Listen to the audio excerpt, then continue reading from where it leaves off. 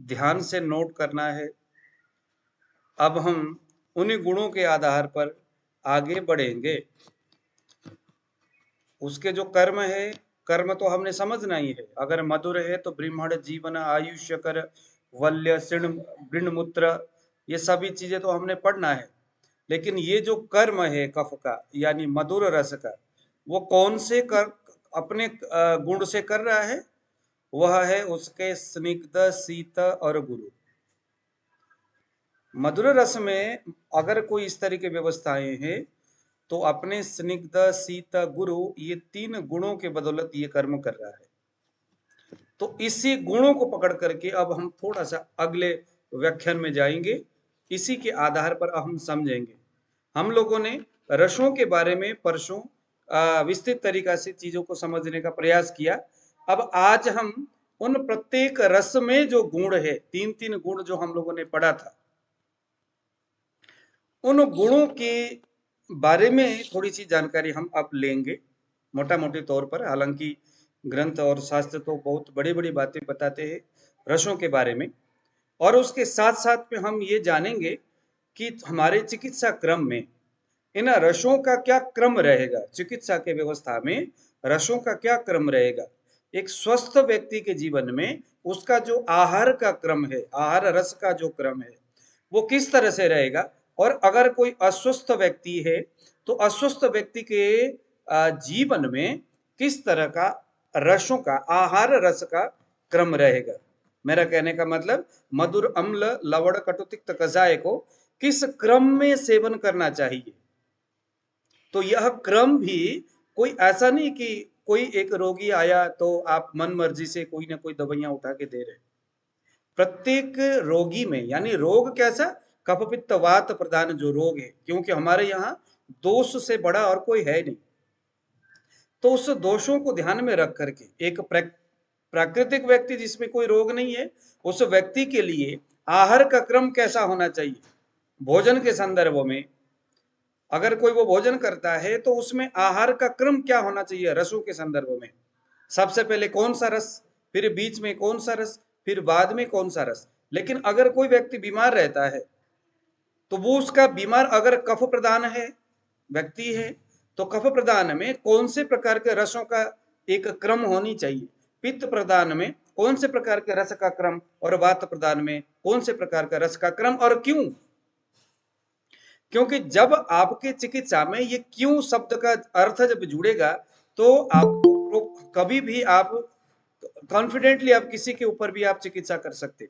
Basically confident का होना बड़ा जरूरी है, और ये कॉन्फिडेंट आपके अंदर बिल्ड तभी होगा, बिल्ड करते हुए आप जाइए, उस क्यों का जवाब साथ में लेकर के चलिए। इन सभी चीजों को भी हम जोड़ते हुए यहाँ से चलेंगे। और एक दूसरी बात मैं बताऊं कि अभी 28 तारीख से हमारे नाड़ी परीक्षण का क्लास है, जिसमें 2500 रुपया लिया जा रहा है। 40 दिन का ये कोर्स है, और काफी लोग इसमें अभी नए विद्यार्थी आए हुए हैं। और आप लोग भी अगर उस क्लास में जुड़ना चाहते हैं तो आप लोग उसमें जुड़ सकते हैं। हमारे जो पुराने स्टूडेंट है वो 600 रुपीज दे करके क्लास में, पुराने का मतलब जो पहले जिन्होंने नाड़ी सीख चुके हैं, लेकिन इस बार मेरा नाड़ी का थोड़ा एंगल अलग ही रहेगा। हालांकि आप लोग जानते हो कि मैं जब भी क्लास देता हूँ, न्यू सेशन देता हूँ, बात तो वही है, लेकिन मेरा एंगल थोड़ा सा अलग ही रहेगा। तो चलिए जरा शुरू करते हैं उन रसों के कर्म के बारे में। सबसे पहले हम लेंगे उष्ण गुण, उष्ण वीर्य के बारे में हम बात करेंगे। उष्ण वीर्य कौन कौन से रस का है, कौन कौन से रस में उष्ण वीर्य है। देखिए जरा मुकेश जी, मोहिंदर जी, कौन कौन से उष्ण जो है वो कौन कौन से रस में है। कटु, कटु और सर, और मधुर, और हाँ मधुर सर, अम्ल लवण और कटु तीनों में अम्ल लवण और कटु जो पित्त को बढ़ाने वाला होगा, जो पित्त को बढ़ाने वाला होगा उसमें यह उष्ण गुण है। अम्ल लवण और ये आपका कटु जो है, ये तीनों ही उष्ण गुण वाला है। अब इन तीनों रस में प्रकृति ने यह उष्ण गुण डाला है तो किन विशेष कार्य सिद्धि के लिए डाला है, किस लिए डाला ये उष्ण गुण। शरीर के अंदर और शरीर के बाहर रह करके ये उष्ण गुण किस प्रकार से काम करता होगा, या प्रकृति के या भगवान के वो जो पंचभूतात्मक जो व्यवस्थाएं हैं, पृथ्वी जल तेज वायु आकाश, इसका निर्माण होने और विनाश होने में किस प्रकार का भूमिका अदा करता होगा। तो पहले नंबर में तो उष्ण वीर्य दहन कर्म करता है। दहन का मतलब जो दाह को उत्पन्न करे, जो चीजों को जला दे। तो उष्ण वीर्य सभी जानते हैं जो गर्म होता है वो जलाने का काम करता है। दूसरे नंबर में वो पाचन का कर्म करता है। पाचन चाहे तो वो आहार रस का हो, चाहे वो धातु के संदर्भ में हो, वो पाचन का काम करता है। सिर्फ आहार और धातु ही नहीं, बल्कि दुनिया की कोई भी चीजें हैं, उसको पकाने के लिए अगर वो चीजें पक रहा है, अगर वो चीजें सूख रहा है, तो यहाँ पर उसके अंदर इस प्रकृति के जो पांचभौतिक जो महाभूत है, उसमें से जो अग्नि महाभूत है, उसमें से जो उष्ण प्रकृति है, वो वहां कार्य करता है। अगर कोई आदमी बोलता है कि सर मेरे व्रण जो घाव है वो पक रहा है, तो भी यहाँ शरीर के अंदर का जो ऊष्मा है वो अपना एक काम कर रहा है, पक रहा है। तो अगर नहीं पक रहा है तो यहाँ ऊष्मा की कमी हो रही है।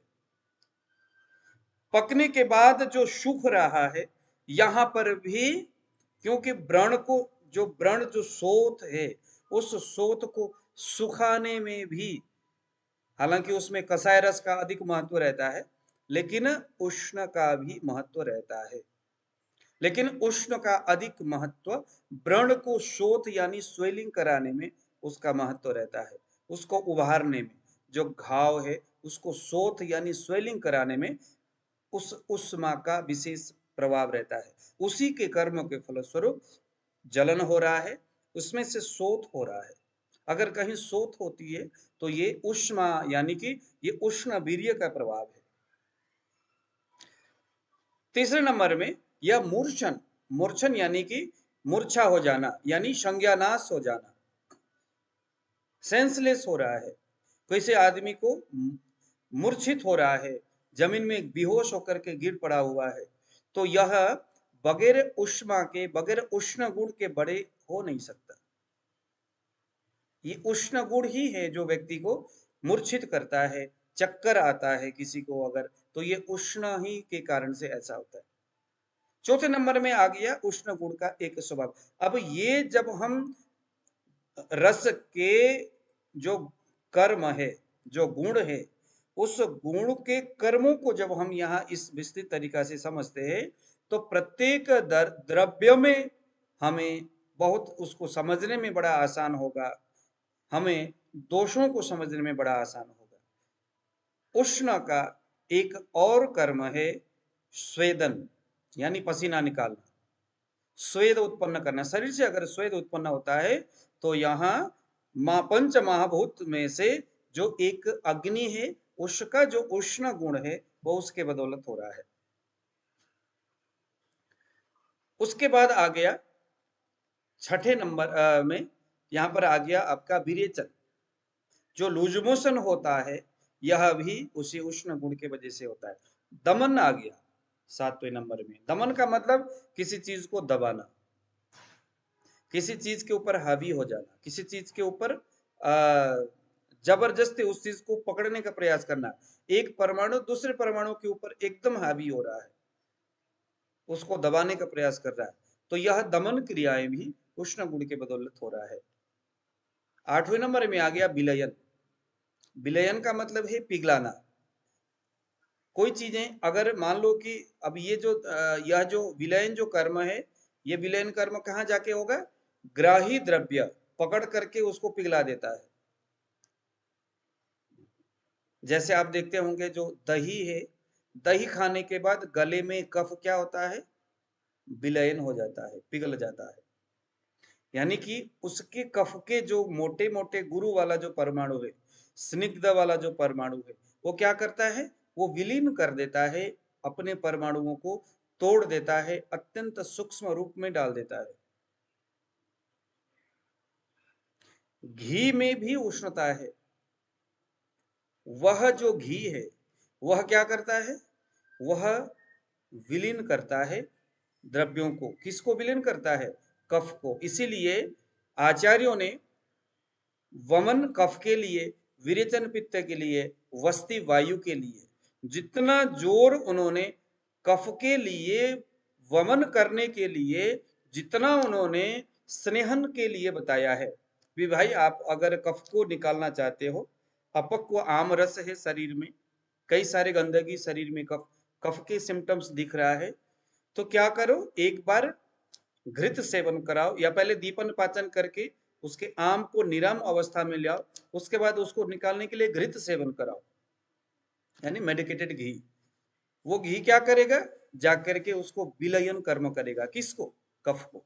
जो कफ दीवारों में कहीं चिपक के बैठे हुए अपने स्निग्ध गुरु आदि गुणों के आधार पर उसको प्राप्त करके वो निकल नहीं रहा है, वो जिद्दी होकर के चिपक के बैठा हुआ है, यह स्निग्ध जो घी है, एक क्रम से जब आप देते हो, आज 1 चम्मच, कल 2 चम्मच, परसों 3 चम्मच, अथवा आज 30 ml, कल जो है 60 ml, परसों कुछ 100 ml समथिंग, और उसके बाद एक दिन फिर गैप दिया जाता है। जो पंचकर्म करने वाले उनको मालूम है, एक दिन का गैप। वो गैप देने का मतलब क्या है, वो गैप देने का मतलब भी यही है कि जितना से हो सके वह जो घी है वो जाकर के कफ को ज्यादा से ज्यादा विलयन करे। उसके बाद जब हम मदन फल पिपली जैसे ऐसा द्रव्य जो ग्राही भी है, जो शारक गुण वाला है, जो दीपन कर्म करता है, वो ऐसे द्रव्यों को जब हम खिलाते हैं तो वो फिर, है ना, उस सभी को स्रोतगत जा करके नसों के अंदर प्रवेश करके स्वेद उत्पन्न करके उनको शारक गुणों से, टॉक्सिन्स को, जिसको घी ने मूर्छित किया था, विलयन किया था, पिघलाया था, उसको वहां से खींच करके कोष्ठ में लेके आता है। न केवल कोष्ठ में ले आना बल्कि वो बाहर भी निकाल, वमन भी करा देता है। तो इस तरह से उष्ण गुण का एक कर्म है विलयन करना। ये बेशक आप लोगों के लिए बोरिंग वाला क्लास हो सकता है, लेकिन आज का ये बोरिंग कल जाकर के आप लोगों को चरक बेहतर समझ में आएगा। ये चीजें समझते हुए अगर हम जाएंगे, कुछ दिन की बोरिंग वाली बात है, फिर जैसे हम चरक में जाएंगे तो फिर तो च्यवनप्राश जैसे आनंद आएगा। जो उष्ण गुण है वो वात और कफ का शमन करता है, आप सभी जानते हैं।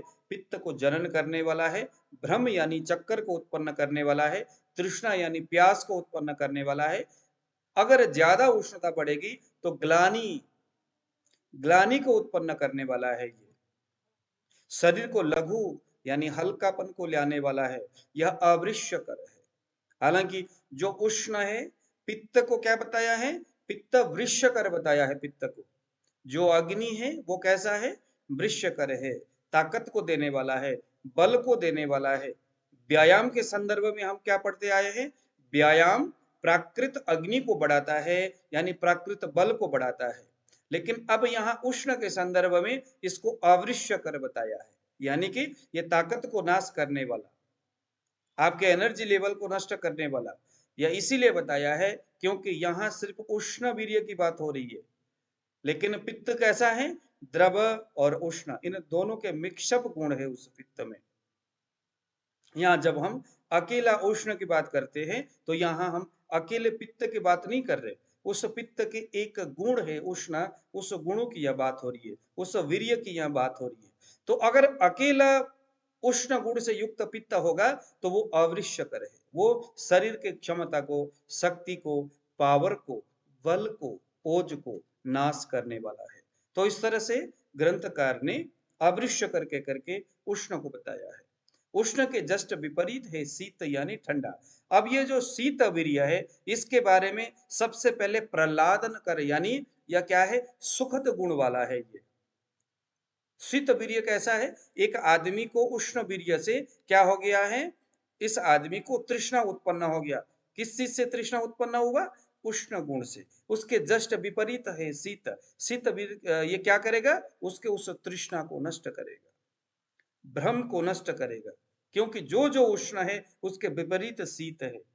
तो क्या करेगा, ये सुखद है। ये यानी कि कोई आदमी को चक्कर आ रहा है, शीत कोई ठंडा ठंडा पानी उसको पिलाओ, कोई शरबत उसको पिलाओ, तो क्या होगा, सुख कर होगा। विषंद कर है, ये शीत गुण उस उष्मा के बढ़ने से जो श्राव हो रहा था,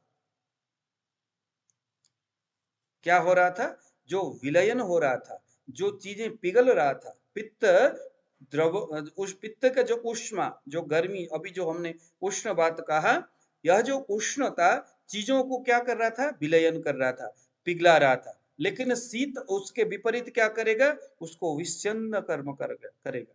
शब्द को लिखो, विच्छिन्न का मतलब है उस चीज को, उस श्राव को रोक देना, उसको क्या कर देना, उस श्राव को रोक देना, उसके जस्ट विपरीत कर्म है यह विच्छिन्न कर्म। शीत गुण, जैसे अभी हमने उष्ण के बारे में बताया कि यह क्या है, ये अस्थिर गुण वाला है उष्ण। किसी व्यक्ति में अगर गर्मी बढ़ेगी तो उसके अंदर अस्थिरता पैदा करेगा वो। जैसे एक कोई व्यक्ति अगर उसके शरीर में उष्णता बढ़ा हुआ है तो ऑटोमेटिकली चंचलता उसमें रहेगा, कभी क्रोध करेगा, कभी हंसेगा, कभी रोएगा, कभी रुलाएगा, कभी कुछ करेगा। जो उन्माद का केस है, पित्त जो उन्माद में हम देखते हैं ना, कुछ न कुछ कभी इधर खुजलाएगा, कभी ये करेगा, कभी वो करेगा, कभी चीखेगा, कभी चिल्लाएगा, कभी दौड़ता रहेगा, दौड़ता ही रहेगा। जो कुत्ते के काटे हुए जो व्यक्ति होते हैं उनके शरीर में ज्यादातर पित्तज मतलब के परिस्थितियां होती है, तो वहां हम देखते क्या है कि वहां पर वो व्यक्ति इधर से उधर भाग रहा होता है बेचारा, उसको एक जगह, क्योंकि वह अस्थिरता जो गुण है यह किससे हो रहा है, ये पित्त के उसी जस्ट उष्ण गुण के वजह से हो रहा है। लेकिन इसके विपरीत जो शीत गुण है वो क्या चीज कर रहा है, यहाँ पर यह स्थिरीकरण कर रहा है, उस चीज को स्टेबल करने का प्रयास कर रहा है। तो ये बड़ी समझने की बात है, ये छोटी छोटी बातें ही हमें आयुर्वेद का एक बड़ा जबरदस्त एक नॉलेज देता है, गहराई में जाकर के स्टडी करने के लिए प्रेरित करता है आपको। तो ये स्थिरीकरण जो शरीर में होता है वो इस शीत गुण के वजह से होता है। चौथे नंबर में आया प्रहलादन कर। ये क्या करता है, ये एक प्रकार से मन को, शरीर को, किसी भी परमाणुओं को, अर्गन को निर्मलीकरण करता है। प्रसादन करने का मतलब है प्रसादन, प्रसादन करना बोलते हैं ना, यानी कि उसको निर्मलीकरण करना। निर्मलीकरण कैसे होगा, रक्त और पित्त इन दोनों के कंडीशन को अगर हम लेते हैं तो रक्त भी अपने परमाणु से बढ़ रहा है, पित्त भी अपने परमाणु से बढ़ रहा है, दोनों ही बढ़ रहे हैं और शरीर में तहस नहस कर रहा है, गड़बड़ी कर रहा है। तो यहाँ पर इसके जो शीत गुण है वो अपने प्रसादन कर्म से उस रक्त और पित्त इन दोनों के जो वृद्धि अवस्थाएं हैं, जहां संग होकर के दोनों चीजें बढ़ रहा है, अपने स्रोत से बहिर्गमन हो रहा है, तो उसको क्या करेगा, ये शांत करेगा, दोनों को कहेगा ठहरो, खबरदार, अगर आप बढ़ गए तो बढ़ना नहीं है, स्टेबल रहना है। तो यह जो प्रसादन कर्म जो है इसका रीजन है, और ये शीत वीर्य के जो वीर्य है, शीत जो वीर्य है ये उसका कर्म है। शीत वीर्य में क्लेदन कर्म होता है, जो कफ के बारे में हम जो बताते हैं ना, क्लेद करना, शरीर को कीचड़ जैसा बनाना, चीजों को कीचड़ जैसा बनाना, उसको नरम बनाना, किसी चीज को क्या बनाना, उस चीज को एकदम नरम बना देना। अब ये जो आर्द्रता बोलते हैं आयुर्वेद में, संस्कृत का आर्द्र यानी अति नरम बनाना, उसको फ्लेक्सिबल बनाना, ये कौन करेगा, ये शीत गुण करता है। अगर वायु बहुत ज्यादा बढ़ा हुआ है तो कफ के, हालांकि वायु में भी शीत गुण होता है, लेकिन वायु के शीत गुण में ये आर्द्रता वाली गुण नहीं होती, अगर होगी भी तो रुक्ष गुण से युक्त आर्द्रता होगा, तो उसको जकड़ने वाली उस तरह की क्वालिटी उसमें होगी। तो यह जो क्लेदन कर्म है यह शीत गुण का है, जीवन कर्म है यह भी शीत गुण का है। जीवन कर्म का मतलब है जो कि शरीर को, बुद्धि को, मेधा शक्ति को क्या करता है, संज्ञा स्थापन करता है, जो अर्गन को, जो सेलुलर लेवल में जाकर के उसके अंदर चेतना का विकास करे, यह शीत गुण के बदौलत ही होता है।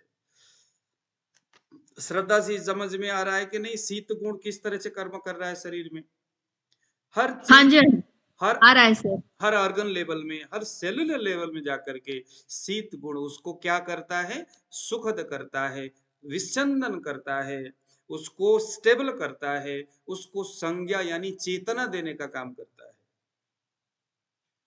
उसको स्तंभन करता है। शीत गुण स्तंभन करता है। यह स्तंभन गुण, हालांकि अब ये शीत का मतलब सिर्फ कफ ही है ऐसा नहीं समझना, वायु में भी शीत गुण है, कफ में भी शीत गुण है, पित्त के द्रव में भी शीत गुण है। यह शीत गुण तीनों ही दोषों में है। ये नहीं सोचना कि शीत गुण या बात हो रही है तो कफ में ही है। देखो वायु में भी है कि नहीं, तत्र रुक्ष शीत लघु सूक्ष्म चलो शीत आया कि नहीं। पित्त में जो द्रव है, द्रव जो है जल महाभूत वाला है, तो जल भी शीतल है। हालांकि वो हमेशा पित्त के उष्मा को लिए फिरता रहता है, लेकिन शीततापन उसमें भी है। अगर पित्त में द्रव ना हो, शीतता ना हो, तो कभी भी वो पित्त शांत होकर के ठंडा ना हो जाए। तो उसके उस अग्नि में, उसके उस द्रव में शीत है, जब भी वह पित्त वायु और कफ को स्टेबल करता है अपने इसी शीत गुण से। शीत गुण मतलब उसके उसी द्रव गुण से, द्रव गुण ही कहेंगे। तो जीवन कर्म करने का काम ये शीत गुण का है। अब चाहे वायु के शीत हो, चाहे पित्त का द्रव हो, चाहे कफ का शीत हो, जो शीत है वो जीवन करता है।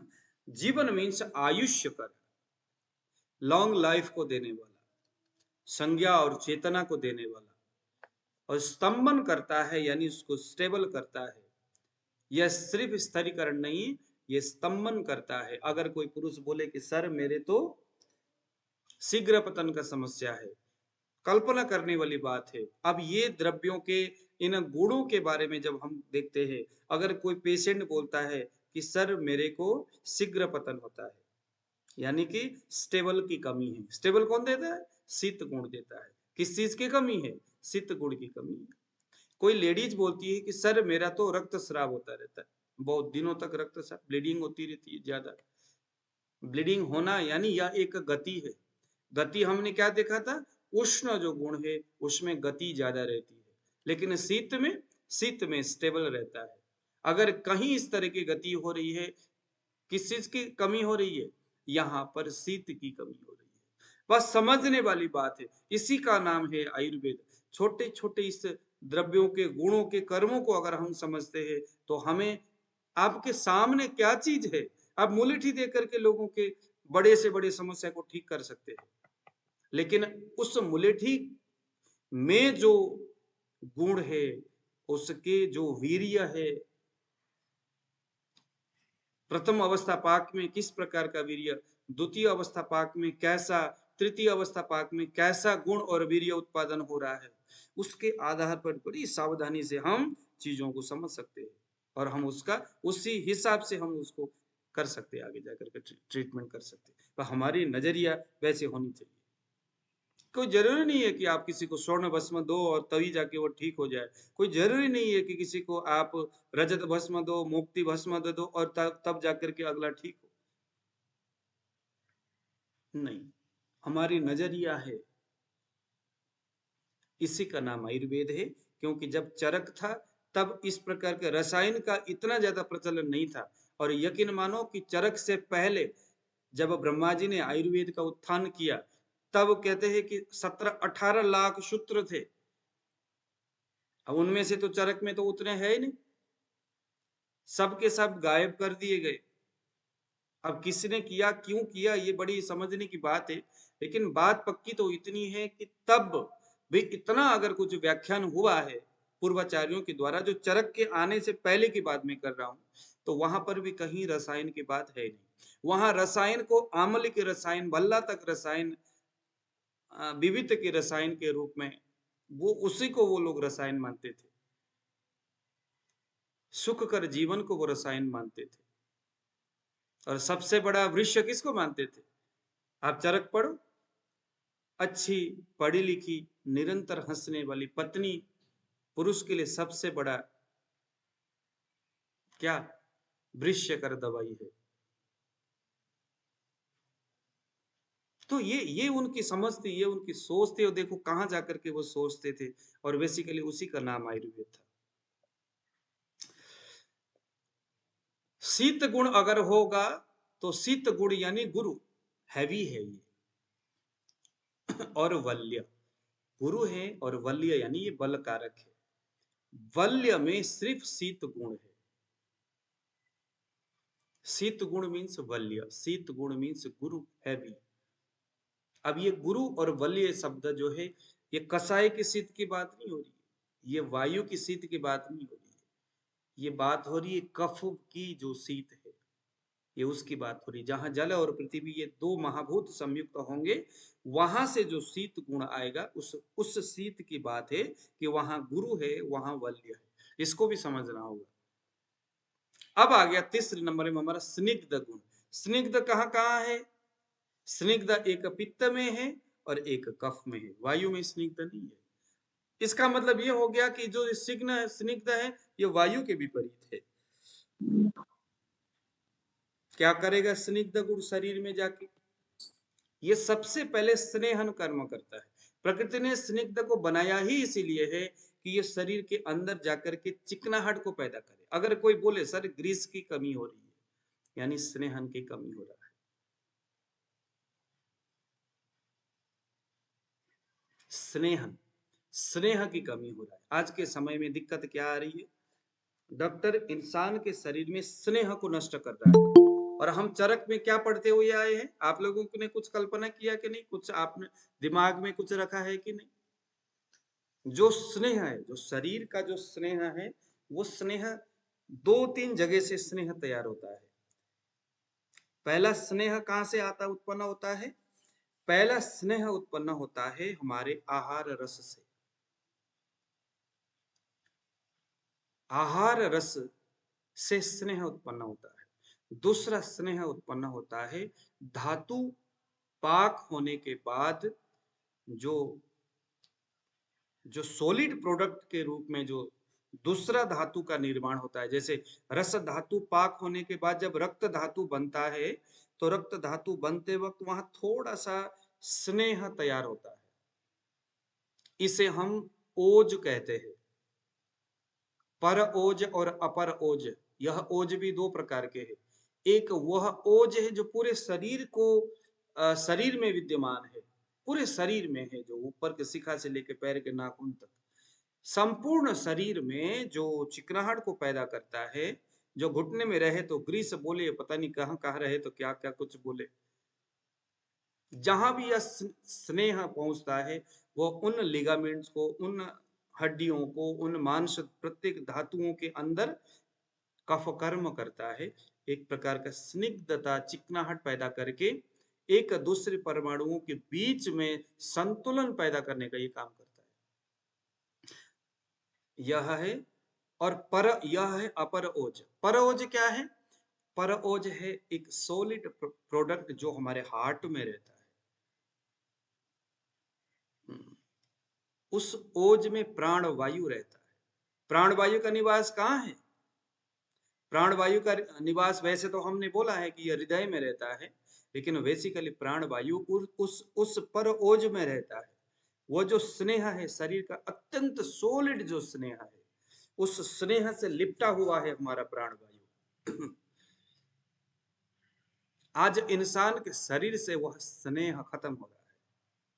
यह स्नेह वही है। आप चरक, मुझे अभी वो अध्याय याद नहीं आ रहा है, चरक बोलते हैं कि यह स्नेह कोई सामान्य स्नेह नहीं, प्राण यानी जीवन, प्राण यानी जो मृत्यु से परे है, जिसके नष्ट होते ही मृत्यु संभव है। मृत्यु भी दो प्रकार के हैं कि एक तो इंसान का शरीर नष्ट हो जाता है, प्राण चलायमान हो जाए, वो एक मृत्यु है। और दूसरा मृत्यु जो क्षण क्षण इंसान मरता है, परेशान होता है, दुखी होता है, रोग से ग्रसित होता है, वो भी एक प्रकार का मृत्यु है। कहते वो जो प्राण जिस ओज से संलिप्त रहता है, उसी वह जो ओज है वह स्नेह है। और वो स्नेह पता है कैसा है? हमारे जो इंद्रिय है, उस इंद्रियों का आहार है वो ओज। क्या है? इंद्रियों का आहार है। चरक चिकित्सा शारीर स्थान के पता नहीं कुछ अध्याय में मैं निकाल करके आपको दूंगा। शारीर स्थान में है ये शब्द। हमारा जो इंद्रिय है उसका भोजन है ये ओज। ये स्नेह को पाकर के हमारे इंद्रिय तृप्त रहता है। और इंद्रिय विषयों से शरीर को संचालन करने का प्रयास करता है। इंद्रियों का काम क्या है? कर्मेंद्रिय कर्मों की तरफ जाता है, ज्ञानेंद्रिय ज्ञान के लिए व्यवस्था करता है, चक्षुषेंद्रिय आंखों से वस्तुओं को देख करके अपने शरीर को चलाने का व्यवस्था करता है, इनके काम है शरीर के लिए। लेकिन अब वहां पर एक बहुत अच्छा एक प्रसंग है, एक संदर्भ है। कहते हैं कि एक हाथी अपने स्पर्शेंद्रिय की अत्यंत विकटता से, यानी कि वो हाथी अपने स्पर्शेंद्रिय का इतना ज्यादा वो चलायमान करता है, स्पर्शेंद्रिय को इतना ज्यादा वो एक्टिव कर देता है। कहते हैं कि उसी के कारण से जो हाथी है, छोटा सा चेंटी भी अगर उसके मुंह में कहीं पर भी डंक मार दे तो उसके उस दर्द से वो चीखना शुरू करता है, क्योंकि उसकी सेंसिटिविटी उसकी त्वचा के प्रति इतनी ज्यादा होती है। हिरण हिरण कहते हैं कि वह जो है वो म्यूजिक के प्रति, अपने कान के प्रति, जो मछली है, आप लोगों ने कहानी सुने होंगे, मुझे वो शब्द अभी प्रॉपर उस हिसाब से याद नहीं आ रहा है। एक मछली जो है अपने जीवा, जो रसनेंद्रिय है, उसके प्रति बहुत ज्यादा समर्पित होता है। मच्छी अपने जीवा के प्रति, अपने रसनेंद्रियों के प्रति इतनी ज्यादा समर्पित होता है, रसनेंद्रिय उस मछली को पूरा कंट्रोल करने का प्रयास करता है। और एक मछुआरा उसी चीज को समझता है कि अगर मैं यहाँ पर कांटे में एक कीड़ा लगा करके नीचे रख दूं तो उस कीड़े को देख करके संभव ऐसा हो ही नहीं सकता कि मच्छी प्रलोभित ना हो, क्योंकि वो अपने जीवा के उस रसनेंद्रियों के वशीभूत होता है। तो उसके वशीभूत होकर के जैसे ही उसको खाने का प्रयास करता है, वो उसकी मृत्यु हो जाती है। तो वहां वहां बताया गया है उस अध्याय में कि प्रत्येक यह जो जीव, चाहे हाथी है, अपनी त्वचा के, अपने स्पर्शेंद्रिय के वशीभूत होकर के मौत को प्राप्त होता है। एक तितली बोलते, एक पक्षी अपने अपने रूप के वशीभूत होकर के, किसी बल्ब को देख करके, उसके प्रकाश को देख करके अपने आंखों के इंद्रियों को रोक नहीं पाता और वहां टूट पड़ता है, जाके मर जाता है। कहते ये जो 5 जीव अपने एक एक इंद्रियों के वश में रह करके अपने जान को नष्ट कर देता है, लेकिन इंसान में जो 5 इंद्रिया, आंखें एक ओर से खींच रहा है, त्वचा एक दूसरी ओर खींच रहा है, जीव तीसरी ओर खींच रहा है, ये भी खाऊं वो भी खाऊं। तो जो इंसान के 5 इंद्रिया इस तरह से हैवी हो रहा है, उस आदमी को चारों ओर खींच रहा है, खींचने से उसकी जो इंद्रिय है, कर्म इंद्रिय और ज्ञान इंद्रिय, बहुत ज्यादा जितनी आवश्यकता होना चाहिए उससे ज्यादा वो काम करने को पड़ रहा है, उसको ज्यादा काम करना पड़ रहा है, ज्यादा मेहनत करना पड़ रहा है, ज्यादा एक्टिव होना पड़ रहा है। आवश्यकता से ज्यादा काम करने की वजह से उसको क्या चाहिए? खुराक चाहिए। भूख लगे तो क्या करे? खुराक चाहिए। खुराक क्या है उसका? खुराक है वो ओज। कौन सा वाला ओज? जो हृदय में रहता है। वो हृदय प्राण से चिपका हुआ है, हमेशा ओज की आवश्यकता, प्राण को बना रहता है। आज क्या है, एक इंसान स्ट्रेस में है, पागल हो रहा है, टेंशन में है, कई प्रकार के बीमारी से ग्रसित है, क्योंकि वह इसी स्निग्ध वीर्य वाला जो स्नेह है उसकी कमी की वजह से हो रहा है। और एलोपैथिक डॉक्टर क्या बोलते? भैया घी ना खाओ, तेल ना पियो, ये ना करो, वो ना करो, शरीर में कोई चिकनाहट नहीं रहनी चाहिए, पूरा नष्ट कर दो उस ओज को, जो बचा को चाहे वो भी खत्म करो। क्यों? क्योंकि जल्दी मर जाओ। तो इस स्नेह का बड़ा महत्व रहता है हमारे शरीर में। आयुर्वेद के दृष्टिकोण से समझने वालों के लिए इशारा काफी है, मैं अपनी मन मर्जी से नहीं बोलता। आप चरक संहिता शारीर स्थान के कुछ अध्याय में उस श्लोक को मैं बाद में आपके सामने रख देता हूं, उसको आप देखिए, प्रॉपर उसको आप स्टडी करिए। यानी कि शरीर में जो स्नेह है वो प्राण का आधार है और वो इंद्रियों का आहार है, इंद्रियों का।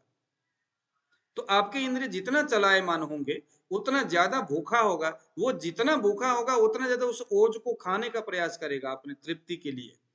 तो जितना वो ओज को खाएगा उतना आपके शरीर से ओज नष्ट होगा, और जितना ओज नष्ट होगा उतने आप गर्त में जाएंगे। इसीलिए निरंतर स्नेह बचाने के लिए अपने इंद्रियों को कंट्रोल में रखना चाहिए और स्नेह किस तरह से वृद्धि हो इस दिशा में सोचना चाहिए। और यही आयुर्वेद चिकित्सा का एक मूल सिद्धांत है, यही आधार है। दूसरे नंबर में जो स्निग्ध वीर्य है वो ब्रह्मण करता है। शीत वीर्य को क्या बोला था? शीत वीर्य को वल्य बताया था, स्निग्ध वीर्य को ब्रह्मण बता रहे। ब्रह्मण का मतलब बढ़ना, वृद्धि होना, यह है ब्रह्मण। संतर्पण करता है। संतर्पण का मतलब क्या है? संतर्पण का मतलब होता है किसी चीज को प्रॉपर तरीका से डेवलप करना, प्रॉपर तरीका से बनाना, उसको ताकत देना। संतर्पणोत्थ व्याधि, अपतर्पणोत्थ व्याधि, ये हम बाद में जाके पढ़ेंगे। संतर्पणोत्थ व्याधि का मतलब बहुत ज्यादा चीजें बड़ा हुआ है, आपने बहुत दूध पिया, दूध पीने से मंदाग्नि हो गया, मंदाग्नि होने से आम की वृद्धि हुई, आम की वृद्धि होने से ये जो है कि आमाशयित जो आम है जाकर के नशों में प्रविष्ट हुआ, उसके वजह से आम बात गठिया बात हो गया। यह आम बात को हम कहेंगे संतर्पणोत्थ व्याधि। अत्यंत चिंता करने से शरीर में रुक्ष गुण की वृद्धि हुई, रुक्ष गुण की वृद्धि होने से वायु बढ़ गया, वायु के बढ़ने से अग्नि मंद हो गया, अग्नि मंद होने की वजह से आम की स्थिति हुई, आम की स्थिति होने की वजह से रूमेटॉइड अर्थराइटिस हो गया। वह भी आम की स्थिति है, लेकिन यहाँ हालांकि चरक ने ठीक है वो अलग बात है, उन्होंने चिकित्सा व्यवस्था जो बताया है, लेकिन यह एक प्रकार से अपतर्पणोत्थ व्याधि है। अब इसकी चिकित्सा में उन्होंने पहले वमन चिकित्सा बताया है, वो बाद में हम जाकर के पढ़ेंगे कि वहां वमन क्यों देना चाहिए, क्योंकि यहाँ बड़ा तो वायु था, तो वमन क्यों करना चाहिए वो एक अलग बात है। लेकिन ये बेसिकली क्या है? ये अपतर्पणोत्थ व्याधि है। अपतर्पण माने कोई चीजें नष्ट हो रहा है, शरीर के अंदर से नाश हो रहा है, पिघल रहा है, सूख रहा है, सूखते हुए किसी धातुओं को नष्ट करके, किसी दोष को खराब करके एक तरह का व्याधि का वो उत्सर्जन कर रहा है, उत्पन्न कर रहा है। और एक है कि बहुत अधिक किसी चीज का सेवन करने से अग्निमंद हो गया और उसकी वजह से। तो स्निग्ध वीर्य जो है संतर्पण करता है। स्निग्ध वीर्य वाजीकर है। वाजीकर का मतलब समझते हो आप लोग? वाजीकर का मतलब होता है शरीर को निरंतर बिन थके, जैसे हम वृष्य बोलते हैं वैसे ही वाजीकर भी है। वृष्य का मतलब, अब जैसे एक घोड़ा को लगाया जाता है, वृष्य का मतलब सेक्स पावर बढ़ने वाला, बस इतना तक निहित नहीं है। वृष्य का मतलब होता है वृष्यतर, या वाजीकर का मतलब होता है एक 90 साल का बूढ़ा भी जवान व्यक्ति की तरह काम करे, कभी न थकता हो, यह बेसिकली वाजीकर है। और यह जो है इसी का नाम है वृष्यता। स्निग्ध वीर्य शरीर में वयः का स्थापन करता है, वयः, और यह स्निग्ध वायु को नष्ट करता है। ठीक है, अब आ गया रुक्ष गुण। अब देखिए जरा, कल परसों हम लोगों ने पढ़े थे रुक्ष गुण कहाँ कहाँ बढ़ता है, कौन कौन से रस में बढ़ता है, ये सारा चीज आप लोग देखते रहिएगा। रुक्ष गुण जो है ये एक तो संग्रहण, यानी कि जो ग्राही नाम का जो गुण है, ये उसमें रुक्षता की वजह से हो रहा है। ग्राही जो है ये रुक्षता की वजह से हो रहा है, ग्राही। अब ये ग्राही अगर सौंठ में है तो उसमें भी ड्राइनेस है, सौंठ में है इसीलिए वो आम को सुखाने का काम करता है। तो सौंठ में ग्राही गुण है, यानी उसमें रुक्षता है, रूखापन है, तभी तो वो किसी चीज को, वो आम की अवस्थाओं को वो सुखा रहा है। रुक्ष गुण में पीड़न कर्म होता है। पीड़न का मतलब होता है व्रण, यानी घाव को पीड़न करना, जो घाव है उसको हीलिंग करना, अंग्रेजी में बोलते हैं हीलिंग। तो पीड़न मीन्स हीलिंग, और यह जो रुक्ष गुण है वो हीलिंग करता है। रुक्ष गुण विरुक्षण करता है, यानी चीजों को रूखा करके उसको विलयन करने का, उसको सुखाने का काम करता है। उपरोपण करता है, यानी व्रण को भरने का भी काम करता है। वातावर्धन, ये वायु को बढ़ाता है। कफ समन, कफ को ये समन करता है। अब आ गया गुरु वीर्य, यानी गुरु जस्ट एक गुण है, लेकिन इसको हम वीर्य के हिसाब से भी अगर देखें, वीर्य यानी किसी दोष का एक ताकत, जैसे गुरु जो है ये कफ का एक अवस्था है, एक व्यवस्था है, एक गुण है, गुरु गुण है। लेकिन इसको अगर हम ताकत के रूप में देखें, यानी तो गुरु वीर्य के रूप में अगर हम देखेंगे, तो ये गुरु क्या करता है? शरीर में उपलेप, लिपापोती का काम करता है। किसकी लिपापोती करेगा? वायु का जब आकाश गुण बढ़ता है तो आकाश जो होता है वो रुक्ष गुण से युक्त होकर के परमाणुओं को जब तोड़ने का काम करता है। जैसे कहीं आपने सुने होंगे क्लॉटिंग हो रहा है। ब्लड में क्लॉटिंग कब होता है? जब आकाश गुण बढ़े तो क्लॉटिंग होता है। एक परमाणु दूसरे परमाणु को बीच में गैप देने का काम आकाश का है। आप देखते होंगे आकाश गुण, एक जगह पानी डालिए, जोर से फूंक मारिए तो आकाश गुण के बदौलत वो पानी में तितर बितर हो जाएगा, बीच में कोई चीजें रह जाएगी। तो ये ये जो उपलेप का जो कर्म है ये गुरु वीर्य का है। उसको सर ये क्लॉटिंग क्या होता है? क्लॉटिंग का मतलब ब्लड क्लॉट हो जाता है, ब्लड रुक जाता है, ब्लड सूख जाता है, क्लॉट हो जाता है, रुक जाता है, कहीं पर ब्लड जम जाता है। कहते हैं ना ब्रेन में ब्लड जम गया यानी क्लॉटिंग हुआ। तो गुरु वीर्य मीन्स उपलेप, उपलेप करता है उसको। कहीं पर भी अगर क्लॉटिंग तो मैं नहीं कह सकता, उपलेप का मतलब है किसी जगह में कोई अगर खाली जगह है, क्योंकि जो खाली जगह होता है ना, खाली जगह में, अब देखो जरा आहार के संदर्भ में जब इंसान को भूख लगता है तो शरीर में वायु बढ़ा हुआ रहता है, तो जहां पर भी गैप होता है, खाली जगह होता है, वह तुरंत वायु जाकर के भर जाता है। इसलिए प्राकृत अवस्था में जो प्राकृत जो व्यक्ति है ना, जिसके शरीर में कोई दोष अभी विकृत अवस्था में नहीं गया है, उसको सबसे पहले आहार में मधुर रस खाना चाहिए। क्योंकि जो मधुर रस होता है वो अपने इसी गुरु गुण से, अपने मृदु गुण से, अपने शीत से, अपने स्निग्ध इन गुणों से यह मधुर रस सबसे पहले उस स्थान में जाएगा। कहाँ? कोष्ठ में, यानी हमारी स्टमक में जाएगा और जो वायु है उसको नाश करेगा। वायु को पहले ही अगर आप रूखा चीज खाओगे, एक भूखा आदमी पहले ही अगर कोई रूखा चीज खाएगा, ड्राई चीज वो खाएगा, जैसे भोजन करने के बैठा है, सबसे पहले वो मूंगफली खा रहा है, ड्राई वो चना खा रहा है, तो इससे क्या होगा? ये चीजें वायु को बढ़ाते हैं अपने रुक्ष गुणों से। तो पहले से ही जो भूखा था, खाली जो जगह होता है वहां वायु बढ़ता है। तो आपने फिर वायु को बढ़ाने वाली कोई चीजें अगर आपने खाया और उसके बाद अगर आप कोई मधुर रस ऐसे कोई चीज खाओगे तो क्या होगा? वायु को कंट्रोल करने की व्यवस्थाएं नहीं होंगे। फलस्वरूप जैसे कुछ लोग होते हैं ना, अभी जाकर के बर्गर खा लिया। बर्गर क्या है? एक प्रकार का ड्राई चीज है। वो हालांकि तेल तो होता है, लेकिन वो तेल भी तो कितने पुराने होते, कितने गंदा होता है वो तेल में स्निग्धता नाम का कोई चीज नहीं होती, रुखा ही होता है वो तेल। सर ये जो आप खाने के लिए बोल रहे हैं, तो जैसे मधुर रस पहले खाया उसके बाद दूसरा खाया, तो ये कितना गैप होना चाहिए कि हम लोग जैसे खाना खाते तो हम तो सारे रस इकट्ठा खाते जाते हैं। हाँ, सारे रहते हैं ना। देखो भोजन के संदर्भ में बताता हूँ, मधुर रस सबसे पहले खाना है। सबसे पहले मधुर रस खाओगे तो वायु को शांत करेगा। जीव में रहता है हमारा बोधक कफ, ये उसको जाके उत्तेजित करेगा। हमारे स्टमक में रहता है क्लेदक कफ, ये उसको भी जाके बोलेगा भाई खड़े हो जाओ। मधुर रस इन सभी को उत्तेजित करता है। या मधुर रस का मतलब कि पहले पहले थोड़ा मीठा खाओ, भोजन से पहले थोड़ा सा।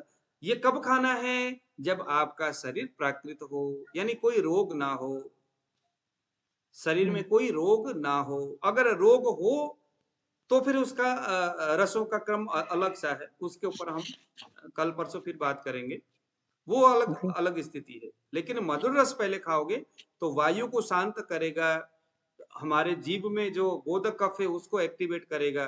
बोधक कफ अर्गन को करता है। तो भोजन करते करते बीच में हमारे यहाँ पर अचार खाने का व्यवस्था है कि नहीं है? भोजन कर रहे, रोटी भी खा रहे, बीच में अचार भी खा रहे। बीच में भोजन के बीच में हमेशा लवण और अम्ल, ये दो रस होनी चाहिए। क्या काम करेगा?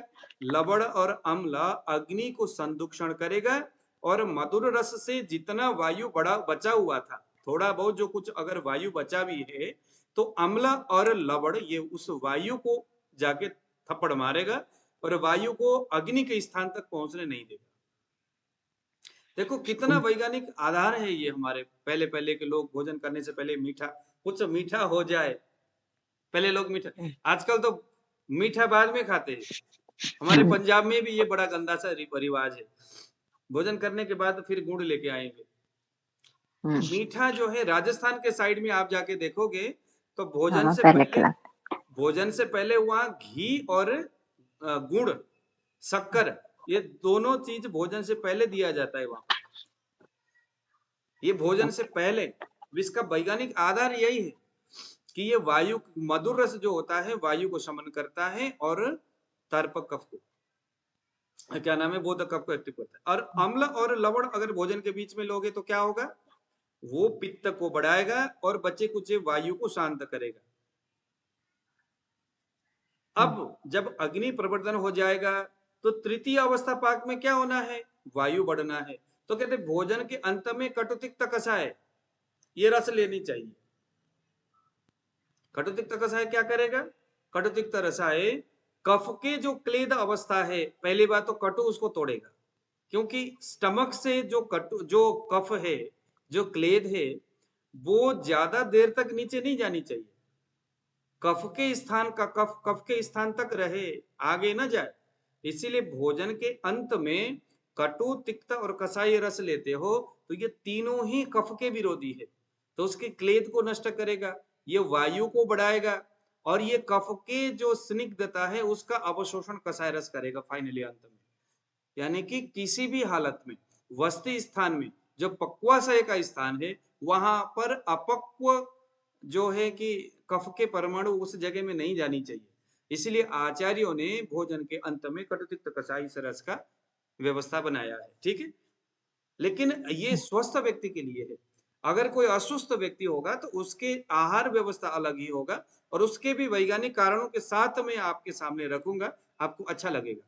आपके सामने कोई कफ कारक रोगी आता है, उसके लिए भोजन की व्यवस्था क्या होनी चाहिए, पित्त कारक आता, पित्त रोग से पीड़ित कोई व्यक्ति आता है, उसके लिए भोजन की व्यवस्था कैसे, रसों की व्यवस्था कैसे होनी चाहिए। अब आ गया हमारे यहाँ गुरु में ब्रीह्मण करता है और यह वातहर है। गुरु जो होता है ये कफ को बढ़ाता है और वायु को विशेष करके ये समन करता है। लघु वीर्य है तो लघु वीर्य जो है ये लघु जो है पित्त और वायु दोनों में ही होता है, लेकिन लघु वीर्य लेखन कर्म की वजह से जाना जाता है। लघु वीर्य का काम ही लेखन कर्म। लेखन का मतलब क्या है, किसी चीज को कुरेदना, है ना, किसी चीज को कुरेदना। तो ये लघु वीर्य जो होता है उस चीज में काम। मृदु वीर्य एक है जो मुलायम वाला, मृदुता, ये क्या काम करता है, रक्त और मांस इन दोनों धातु का प्रसादन कर्म करता है। इन दोनों धातुओं में क्या करता है, मृदुता लाने का काम करता है दोनों में। सुस्पर्शन करता है, जैसे खर स्पर्शन है, वायु के जब रुक्ष गुण बढ़ता है तो खर यानी ड्राइनेस बढ़ जाता है, रफनेस बढ़ता है, रूखापन बढ़ता है। तो ये मृदु वीर्य जो होता है, चाहे वो पित्त के द्रव हो चाहे कफ के मधुर हो, तो ये क्या करेगा, ये उसके फ्लेक्सिबल को बढ़ाने का काम करेगा, वायु को कई हद तक कंट्रोल करने का ये प्रयास करता है। यानी कि अगर किसी के पैर में विवाहियां फटी हुई हो, अगड़म बगड़म जो कुछ भी हुआ हो, यहाँ पर मृदु वीर्य की कमी हो रही है ऐसा समझना चाहिए। मृदु वीर्य ये पित्त को शमन करने के लिए विशेष रूप से माना जाता है। अब आ गया तीक्ष्ण वीर्य। तीक्ष्ण वीर्य जो है संग्रहाचूषण है। यानी कि तीक्ष्ण वीर्य का काम क्या है, तीक्ष्ण वीर्य किस किस में है, कौन कौन से तीक्ष्ण है, जैसे अम्ल रस, ये सबसे अधिक तीक्ष्ण गुण वाला माना जाता है अम्ल रस। तो इसमें जो किसी भी रस में जो तीक्ष्णता है वो क्या काम करेगा, मलादि जो कोई भी मल है, कान के मल, चाहे वो खमल हो, चाहे वो अन्न के मल हो, स्टूल से जाने वाला, चाहे किसी को मूत्र कृच्छ हो रखा है, वायु ने यूरिन को रोका हुआ है और यूरिन एकदम कठिन होकर के वस्ती स्थान में बैठा हुआ है, तो उसको तोड़ने के लिए तीक्ष्ण वीर्य, कुटकी जो है अति तीक्ष्ण वीर्य वाला है, शीत गुण है, तीक्ष्ण वीर्य है। तो पित्त के उस अवस्था को तोड़ने के लिए हमारे आयुर्वेद में कुटकी तो भेदन करेगा, ये मल को जबरदस्त तीक्ष्ण वीर्य क्या करेगा, भेदन करेगा।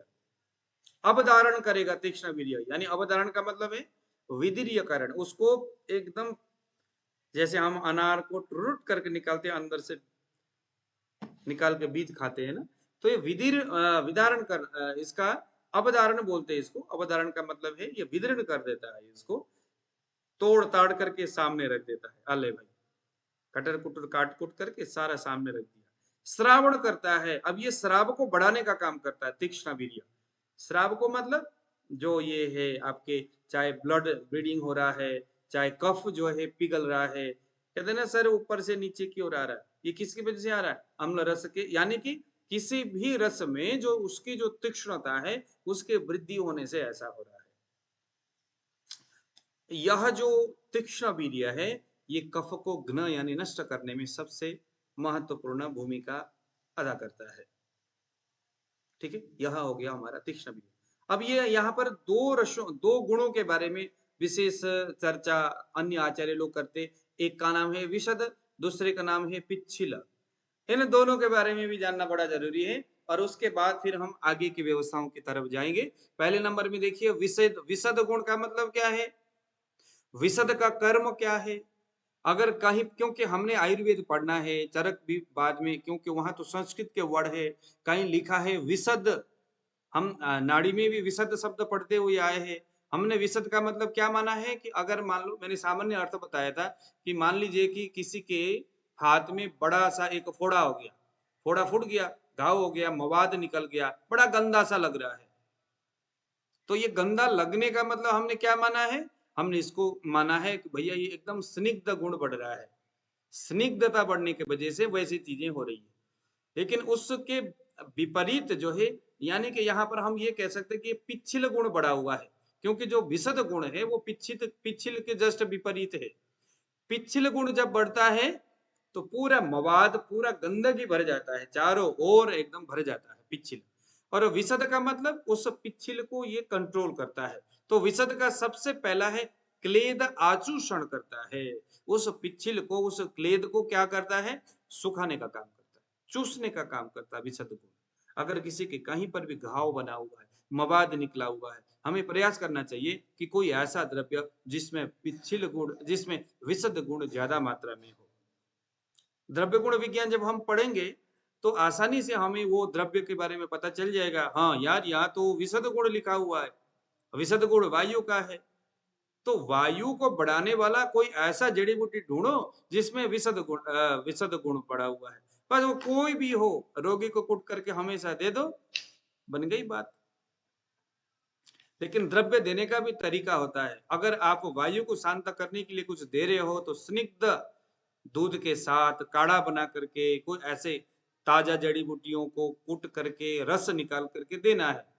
किसके लिए? वायु के लिए, क्योंकि जो स्निग्धता है उससे वायु समन होता है। लेकिन अगर यही विशद को हमने कफ के विपरीत चलाना है, यानी किसी के शरीर में पिच्छिल गुण बढ़ा हुआ है, स्निग्ध गुण बढ़ा हुआ है, ये दोनों कफ के गुण है, और आपने उसके विपरीत विशद गुण देना है, तो आपने जड़ी बूटी तो देखा, विशद वाला कोई एक चीज देख लिया कि भाई इसमें तो बड़ा विशद गुण है। अब हमने किस तरह से देना है? भाई कफ है तो स्निग्ध से रहित, यानी पाउडर फॉर्म में वो दवाई हो, इवन कि वो एकदम क्षार फॉर्म में हो, क्षार जैसे बना हुआ हो, वो विशद गुण वाला हो लेकिन क्षारीय कल्पना के साथ हो। आज मैंने जीवन में पहली बार मूली का क्षार बनाया और देख के बड़ा मजा आया महाराज, क्या बताओ, बढ़िया क्वालिटी का बन गया मूली खार। मूली खार जो है कैंसर, ट्यूमर, आपके पीसीओडी, आपके जितने भी जो है, ये उसी पिच्छिल गुण को तोड़ने के लिए सबसे जबरदस्त काम करता है। विशुद्ध गुण के साथ जबरदस्त उसमें ऐसा गुण होता है। तो मूली खार किसके साथ देना है? अगर तो आपको लगता है कि पृथ्वी गुण से युक्त कफ है वहां पर, तब तो हम उसको उस क्षार को शहद में मिला करके दे देंगे, क्योंकि रूखा रूखा सा पृथ्वी को तोड़ेगा, भेदन कर्म करेगा। अगर हमें लगता है कि ये तो वायु है, गुल्म सा बना हुआ है, गुल्म के ऊपर चढ़ाना है, तो तुरंत हम उसको किसी लिक्विड दवाई में मिला करके देंगे, क्योंकि वायु है तो स्निग्ध द्रव्य के साथ देंगे तो वो जल्दी शांत होता है। तो डिपेंड करता है कफित वायु में किसके लिए कौन सा द्रव्य दे रहे हो, यह भी बड़ा मायने रखता है। तो विशद गुण है तो ये आर्द्रता यानी उस पिच्छिलता को सुखाने का काम विशद गुण में है। विशद गुण में विरूक्षण कर्म होता है। विरूक्षण का मतलब है कि उसमें रूखापन पैदा हो, मान लीजिए कि किसी के शरीर में, अब आप द्रव्य गुण पढ़ोगे तो कितना अच्छा रहेगा। विशद गुण किसी चीज में रूखापन उत्पन्न करता है, किसी चीज के परमाणु को सुखाने का काम करता है, उसको सुखा भी रहा है और उसको रूखा भी कर रहा है। जैसे सूर्य के किरणों में ये दो गुण विशेष होते हैं, वो सुखा भी रहा है और उसके अंदर रुक्षता भी पैदा कर रहा है। और उपरोहण, विशद गुण उपरोहण का मतलब है कि आपके घाव है, घाव में मवाद है, तो विशद गुण यह 3 प्रकार से काम कर रहा है। एक तो उस मवाद को अंदर से सुखा भी रहा है, ऊपर से उसको चूस भी रहा है, ऊपर से उपरोहण कर रहा है, यानी कि उस व्रण को भरने का भी काम कर रहा है।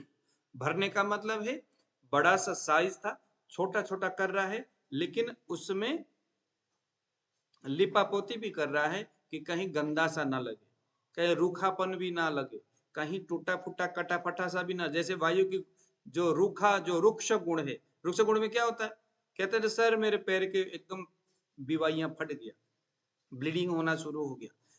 लेकिन विशद गुण ये मानता है कि भाई मुझे तोड़ फोड़ नहीं करना, सुखाना भी है, पिघलाना भी है, चूसना भी है, लेकिन उपरोहण भी करना है, यानी कि उस घाव को भरने का भी काम करना है। जब पूरा विशद गुण का कर्म उस द्रव्य जब पूरा करता है तो एक वैद्य देखता है कि अरे घाव तो था लेकिन अब तो कुछ दिखाई नहीं दे रहा, सारा भर गया मामला।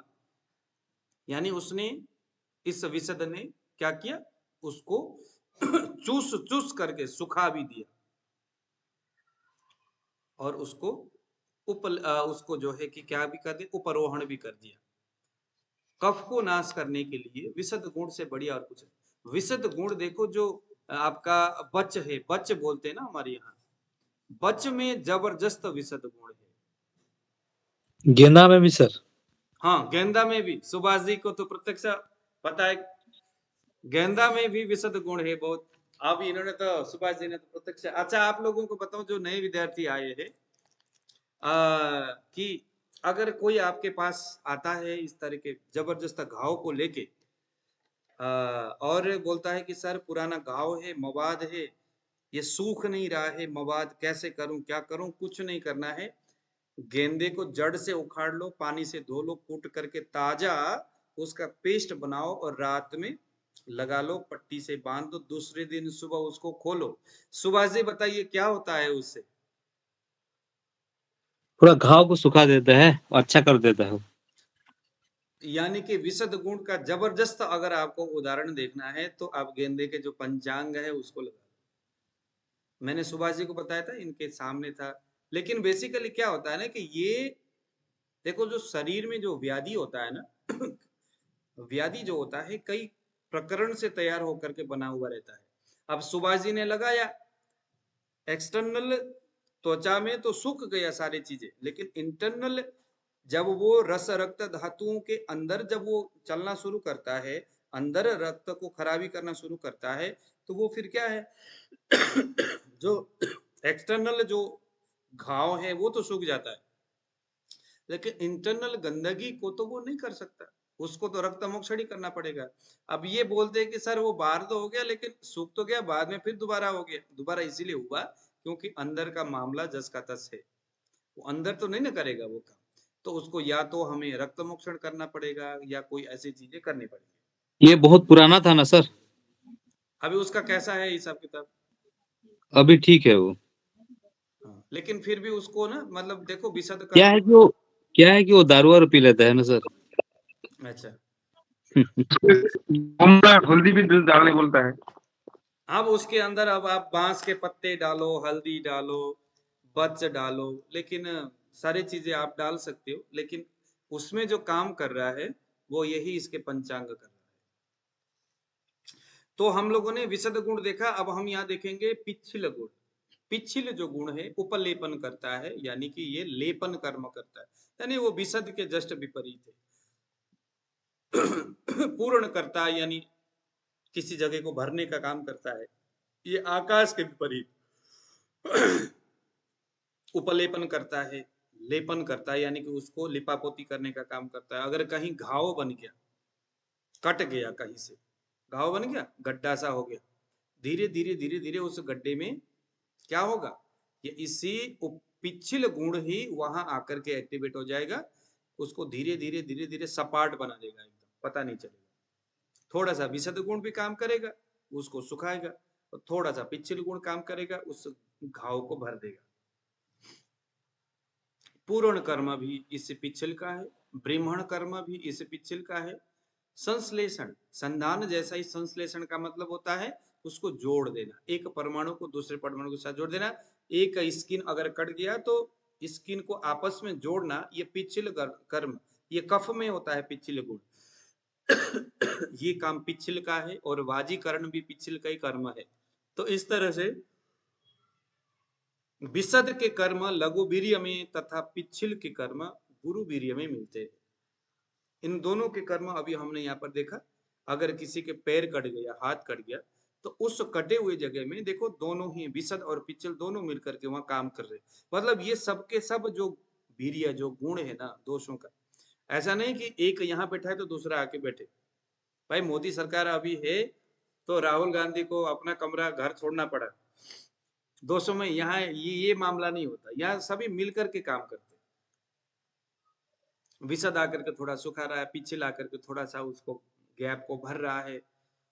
तो लेकिन जब विकृत अवस्था हो जाता है, जब दोष जब बिगड़ जाता है, बिगड़ने का मतलब उसमें चेतना की कमी हो जाती है, फिर उसको पता ही नहीं चलता, पिछिल को पता नहीं चलता मुझे करना क्या है। वो जाता तो है लेकिन उल्टा ही करके आएगा। विशद को मालूम नहीं पड़ता है कि उसका प्राकृतिक कर्म क्या है। वो जा तो जाएगा स्वभाववश, लेकिन वहां जाके उल्टे कुछ करके आएगा। इसीलिए दोष जो है, हाँ जी डॉक्टर साहब। कुछ नहीं सर, ओके ठीक, रॉन्गली हाथ उड़ गया मेरा। हेलो। हाँ जी ठीक है। तो आज हम लोगों ने यहाँ पर कुछ नहीं, आज हमारा एक छोटा सा कॉन्सेप्ट था। अब कल भी इस वीडियो को आप लोग देख लीजिएगा, और इसको जस्ट आज हम लोगों ने इतना ही देखा कि जो हम लोगों ने परसों रसों के बारे में देखा, और उनके जो गुण थे ना, तीन जो गुण था, उन गुणों के कर्म के बारे में आज हमने देखा। अब परसों हम लोग देखेंगे इन कर्मों वाले जो गुण है, इन गुणों का जो कर्म आज हमने देखा, वह किस प्रकार से प्राकृत और विकृत अवस्था के शरीर में कैसे काम करता है। फिर उसके बाद हम जाएंगे दोषों के तरफ। इन गुण और इस प्रकार के कर्मों वाले जो कोई वो गुण है, वो गुण कौन कौन से दोषों के साथ संबंधित जो ऐसा जो संबंधी जो दोष है, वह दोष किस प्रकार से, फिर आगे हम फिर चरक के उधर हम डुबकी मारेंगे, फिर चरक के अगले प्रसंग की ओर हम जाएंगे। फिर 20वां और 21वां अध्याय में हम आगे बढ़ेंगे। ठीक है, अभी किसी ने कुछ सवाल पूछना है तो बताइए। गुरुजी काटो विपाक के बारे में बताओ सर। कटु विपाक